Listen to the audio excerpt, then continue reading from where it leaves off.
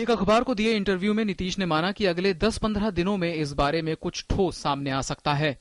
Nitish Kumar left के साथ ही Samajwadi party के मुलायम सिंह और जेडीएस के देवगौड़ा की पार्टी को भी साथ लाना चाहते हैं। इसके अलावा नवीन पटनायक और जयललिता से भी बातचीत हो रही है ताकि मोर्चे को बड़ा स्वरूप दिया जा सके। लेफ्ट पार्टियां इस मोर्चे को परवान चढ़ाने की कोशिशों में जोर शोर से जुटी हैं। We are going to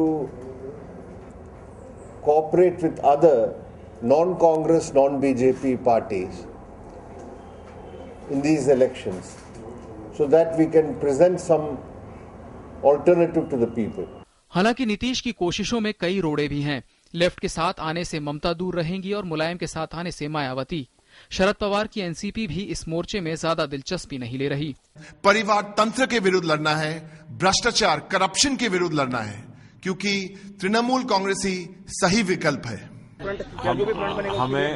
हमें इस फेडरल फ्रंट के बारे में न जानकारी है न हमारी रुचि है। वहीं कांग्रेस और बीजेपी भी तीसरे मोर्चे की संभावनाओं को सिरे से खारिज कर रहे हैं। जब भी चुनाव सर पर आता है तो इस तरह की चुनावी चौपाल की चकल्लत शुरू हो जाती है। कभी तीसरा गठबंधन बनेगा, कभी महागठबंधन बनेगा, कभी चौथा मोर्चा, कभी पांचवा मोर्चा, कभी छठा मोर्चा। चुनाव सीधे सीधे जो भाजपा का नेतृत्व वाला गठबंधन एनडीए है उसके बीच में और कांग्रेस के नेतृत्व वाला यूपीए है उसके बीच में होगा।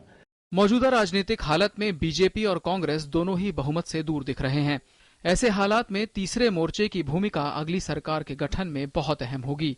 लेकिन पिछले अनुभवों को देखते हुए ये साफ है कि तीसरे मोर्चे का प्रयोग ज्यादा सफल नहीं रहा।